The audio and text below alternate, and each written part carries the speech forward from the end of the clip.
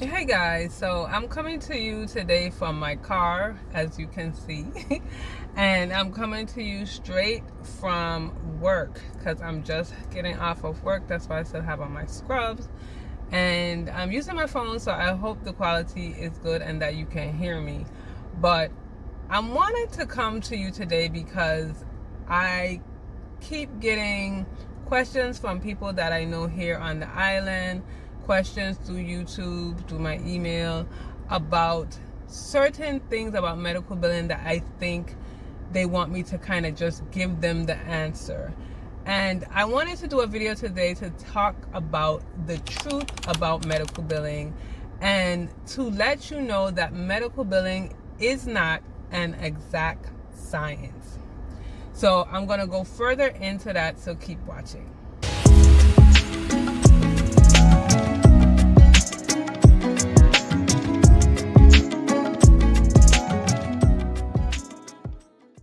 Medical billing is easy, they say. Medical billing is something that you can just learn in a day and then become a medical biller. Or you can make a whole lot of money doing medical billing. But if all of this was true, then number one, more people would be in medical billing, and number two, the providers would not be having an in-house biller, then getting an outsourced biller, then having another in-house biller, because they continuously are losing money. And I say that all to say that medical billing is not an exact science, and that it is not something that you can learn quick, fast, in every predicament or in every job and just make all the money in the world. Like, I hope that makes sense to you. So I'm saying all of this because I have gone through a long journey with medical billing. I've been a medical biller for over 15 years, closer to 20. And in different jobs and different clients that I've had to adapt, change things, figure out things. Like, no matter how long I have been in this field, I have always had to, it has never just been this easy thing. Now, of course, as I have gotten accustomed to the job, as I have worked more in the job, it has gotten easier because now I'm used to the provider, the way things go, codes, all of those things. But just being a medical biller in general does not mean that everything is going to be the same all the time or is going to be easy all the time. So there are 6 things that you need to know about medical billing if you're going to decide to get into it, if you are already into it, if maybe you're changing jobs or whatever the situation is. There are 6 things that I want you to know about medical billing. But before I do that, let me tell you why I even started this channel. I started this channel for 2 reasons. The first reason was because I used to go on YouTube, look for more information about billing, and I would only find things about coding. Like, it would say in the title medical billing and coding, or it would say in the title just medical billing.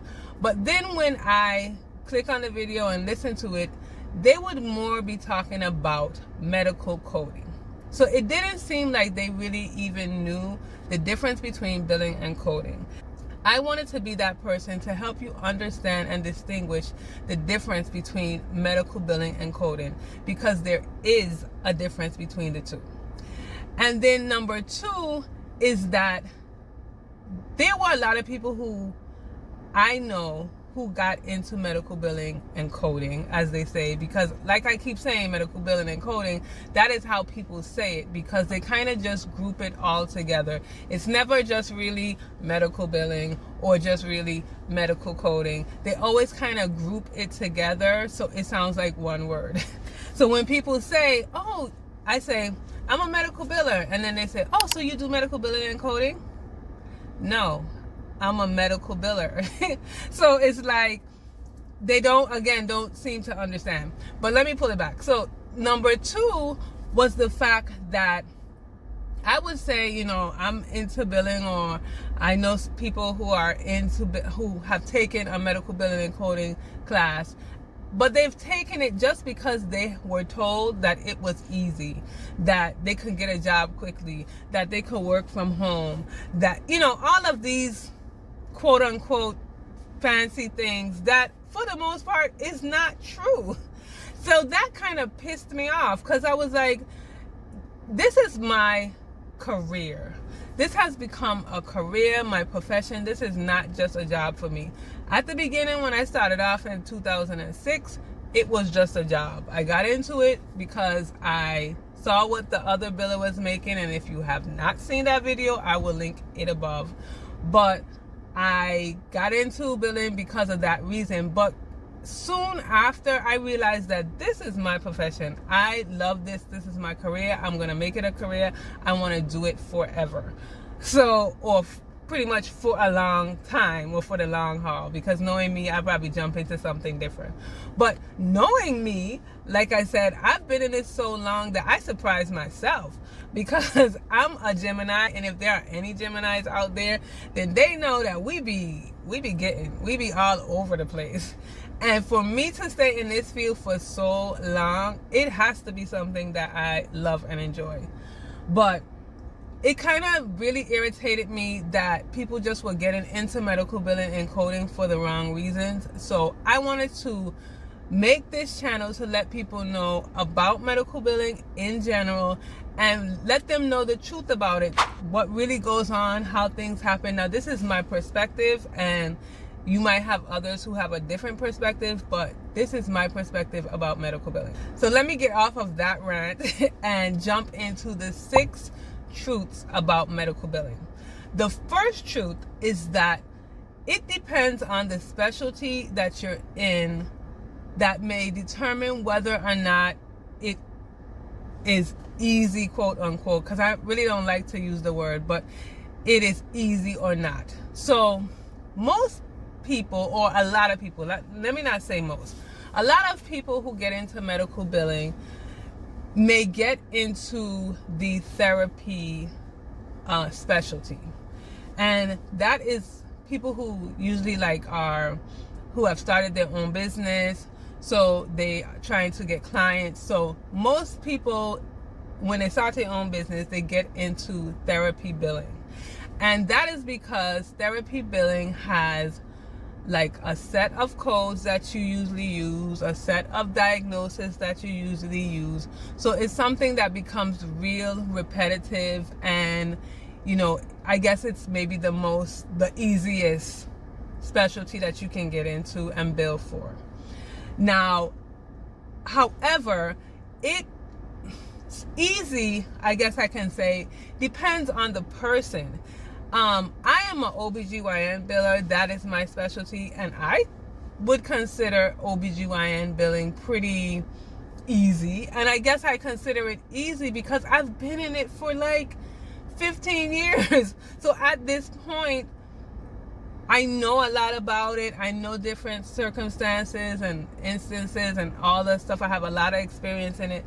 So it may seem easy to me, where I have heard people say that they don't want to get into OBGYN billing because there's too much, you know, nuances and rules and guidelines that you have to follow. So easy is relative, I guess. And I wanted to say that the first truth is that it depends on the specialty that you're in. And you may talk to me and I tell you to get into OBGYN billing, and you get into it and it drives you crazy. You don't get paid, all your claims get denied, and then you turn to me and say, I thought you said billing was easy. And so it might be easy for me, but it wasn't easy for you because, you know, you were not accustomed to that specialty. Number 2 is the job. And I should have put that one as number 1. But number 2 is the job.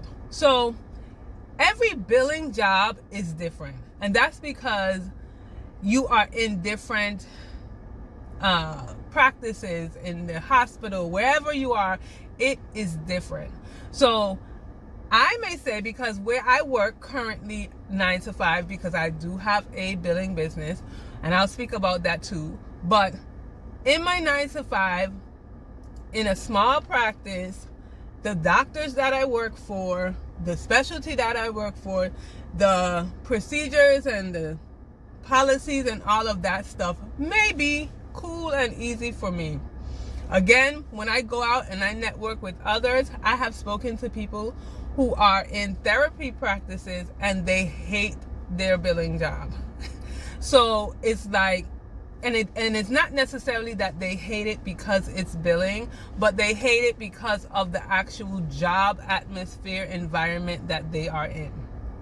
So it can be, the truth about that is that it depends really and truly on where you work. That will help with your experience with billing. You might be a part of a practice that does not assist with education for you if you are the biller, so you have to do that on your own.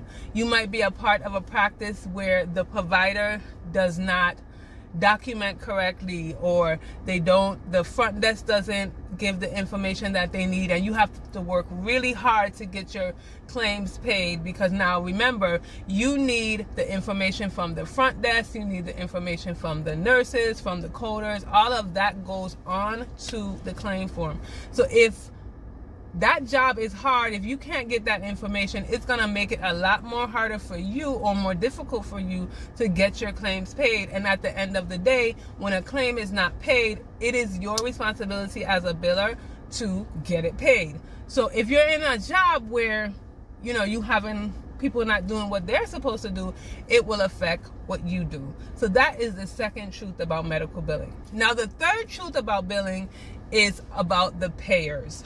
So depending on the practice that you're a part of, or the provider that is seeing the patients, you may have a provider who only takes, let's say, the United Healthcare's, the commercial insurances, Cigna, Blue Cross, United Healthcare, and although these insurances may have like Medicare plans, let's say this provider only takes commercial insurance, and they take like what's considered the good commercial insurances in your area.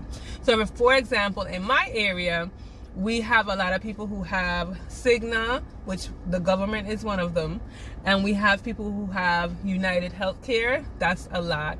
We do have Blue Cross. It's pretty common, or it's a lot, but it's not as much, or at least for the practice that I work for, because again, it matters with the practice as far as the age of patients, if they're female or male. Like, there are so many factors in billing that it's ridiculous. So for the practice that I work for currently, we do not take Medicare, and Medicare can be one of those payers that require a lot, that their rules and their guidelines and stuff are very stringent, and you need to follow them to the T and stuff like that. So that can affect your billing, because if you're not doing what the payers want you to do, then you're not going to get paid.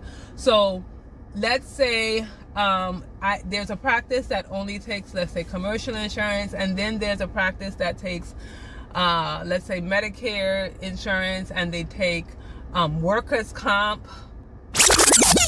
All I gotta say is workers' comp, because I'm not even gonna say nothing else. But workers' comp, maybe they might take, like, I remember when we used to take veterans, and veterans where we are, I don't know about what anybody else is at, but where I am in the Virgin Islands, they used to really suck. They didn't pay. Their fees were so low, like it was a whole situation. So we didn't like that.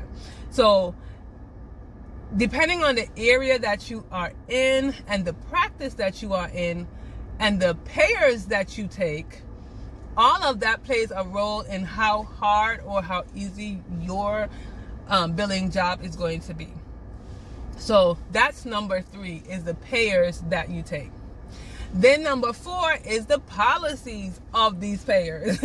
Because again, a payer may have many different policies. So Cigna may have the commercial policy, which is PPO, or they might have a HMO, or they may have Cigna Advantage, Medicare. Like, they may have all the things, and you as the biller may or may not have to bill the Medicare plan, or you may just have to bill the PPO plan. And all of these different plans have different benefits, And the people in the payers companies they handle them differently.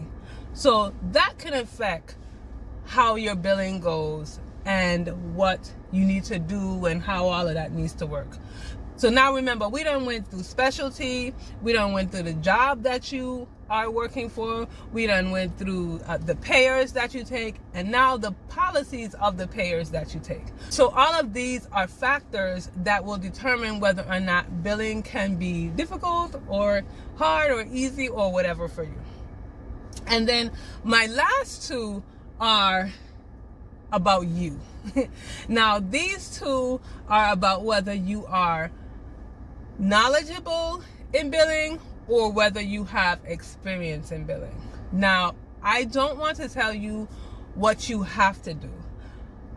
Medical billing is not black and white. It is very much gray. So things may be a regular occurrence or what most practices do or what most people do or what most billers do, but that doesn't mean that you can't do it in another way and still get the same result. So as far as experience and knowledge is concerned, if you take a medical billing course like I did, so in my example, I took a class, didn't know anything about the class. I took the class, I passed, and then like 5 years later is when I actually had the opportunity to get a job. But by that time, I didn't even remember anything about the billing. So I wouldn't even really and truly wouldn't even count that. So by that time, I didn't know anything. So I was basically like a newbie. I didn't really have any knowledge about it. And so when I got in the position, the medical biller who was leaving trained me. And I was able to get into that position because I was already working for the ophthalmologist's office as a bookkeeper and the office manager.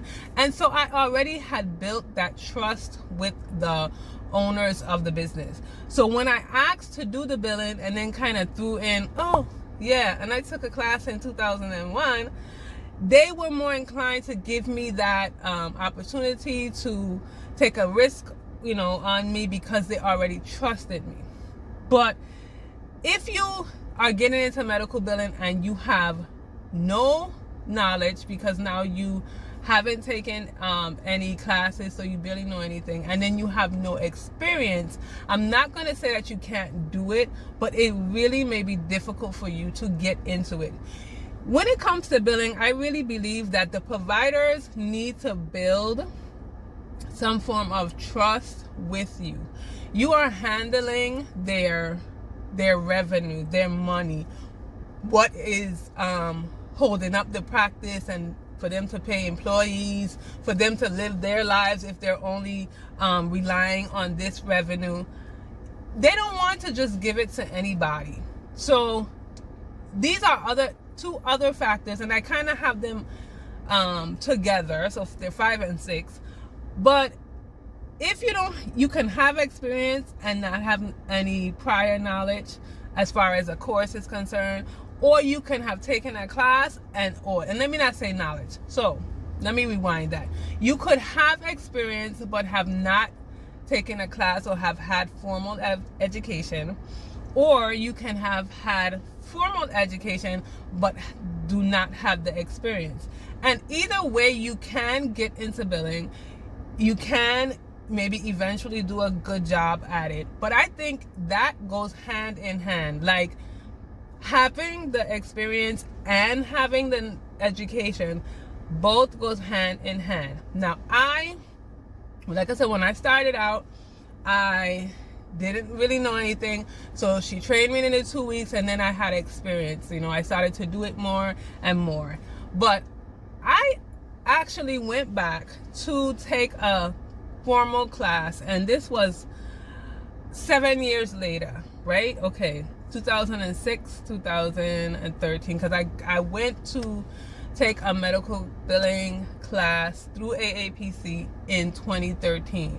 So that's 7 years. So 7 years after having experience, I still felt like I needed that formal education, that foundation And I totally did, because there was so many things that, like, I just knew I was gonna like blow up this test, because I've been in medical billing for 7 years, and you know, I've been in ophthalmology at that time for 7 years, and so I was like, I could take this class and blow out the waters for the test. No, that is not even true. Like, the test was pretty difficult. I think I got a 78. I think I got like a 78 or something, and I'm not accustomed to getting those type of grades. Okay, I'm really not. So I was kind of disappointed in myself. I mean, I passed the test, but I was very much disappointed in myself. But that just goes to show that I had all of this experience supposedly, but I still didn't do as well as you think I would have done if I've been, you know, since I've been in it for so long. But I was very disappointed in myself. But I'm saying that to say that I had just been in one little section of billing, which was ophthalmology. And that just goes to show you that there's so many other things out there. And if I had went to another, you know, I've been in maybe different specialties, used different, you know, guidelines, requirements, modifiers, all the stuff, codes, then I may have done better, because, you know, I would have had more experience. Now, again, I did take the class, and, you know, I learned more stuff through that. But long story short is that education and experience plays a role in your truth about medical billing. It's not one or the other, and it's not necessarily that you have to do one first or the other first. Like, I just think at some point in time, if you started out and you took a class, then at some point you're still going to need to have the experience, because theory of medical billing and actually doing the medical billing is two different things. And then if you have the if you have the experience, then you at some point should probably get the formal education, so that you can understand concepts, you know, lay the foundation of billing, and understand more about why you need to do it or not. So if you like this video, then you'll love this video, and I'm talking about how to make medical billing easier for you. I'll see you in the next video.